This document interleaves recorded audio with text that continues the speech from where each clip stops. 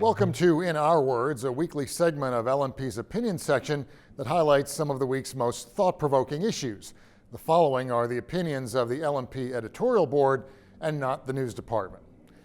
Lancaster City officials say they will make a renewed effort to cut down on panhandling. 50 business owners and residents have signed a petition and presented it to Mayor Rick Gray.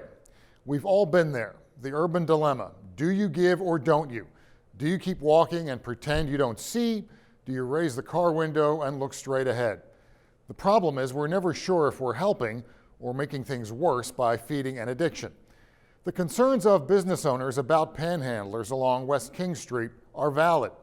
Merchants have staked their futures in downtown Lancaster, and the city has a responsibility to allow them the freedom to run their businesses. It's hard enough to make a small business work. Aggressive panhandling isn't an obstacle with which merchants should have to deal. For the rest of us who might feel a twinge of guilt when we're asked if we can spare a few dollars, there are options. Giving someone food or a gift card instead of cash, donating to organizations such as the Lancaster County Council of Churches, which provide food and shelter to those in need. What you should do or how you should feel when you encounter a panhandler is up to you. We're not prescribing a remedy to either the problem of panhandling or the potential guilt that comes with ignoring someone who may or may not be in need.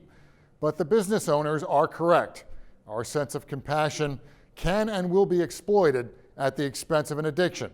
That simply is the unfortunate reality. Poll watchers will monitor Lancaster County's 240 polling places on Election Day, November 8th. The rules for poll watchers are set by Pennsylvania's election code.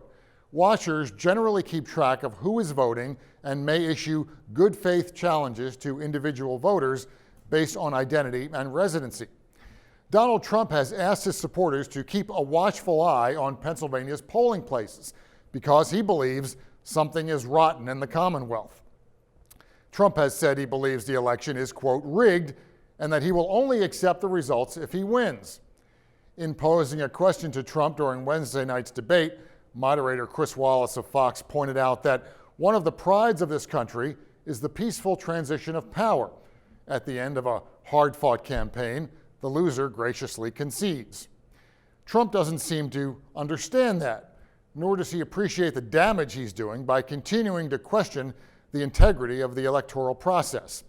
Banana republics rig elections. Evil despots jail their opponents. Trump attempted to clarify by saying he reserves the right to contest a questionable result, which of course is the right of any candidate and a right Al Gore exercised in the year 2000. Trump's fraud claims are irresponsible. They are also unrealistic. Rigging an election to tip the balance in favor of a particular candidate, at least in this country, would be next to impossible.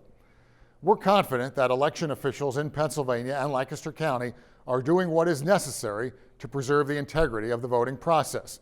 If we have information to the contrary, we will provide it. No one should let unsupported claims of potential voter harassment or intimidation keep him or her from voting, nor should unfounded forecasts of election fraud keep anyone away from the polls.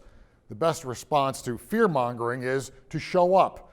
The best way to protect our democracy is to participate in it. Finally, both Trump and Hillary Clinton are polarizing figures, but Clinton at least has some record of working with people from across the aisle. While a U.S. Senator from New York, she pushed to ensure that 9/11 responders and Ground Zero workers got the medical care they needed. She isn't likely to make a quip or send a tweet that will spark an international crisis. She understands the threat of terrorism. She backed the Navy SEAL raid that killed Osama bin Laden. In this uncertain world, she represents a safe pair of hands. Both she and Trump are not only flawed, but unpopular. So the first inclination of our editorial board was to endorse none of the above. But someone is going to be inaugurated January 20th. In our view, the best and only choice for president November 8th is Hillary Clinton. That will do it for In Our Words this week. If you have an opinion you would like to share with us, you can email us at lancasterletters@lmpnews.com. You can also see what we think in the opinion section at lancasteronline.com. Thanks for watching. I'm Rich Maneri. See you next time.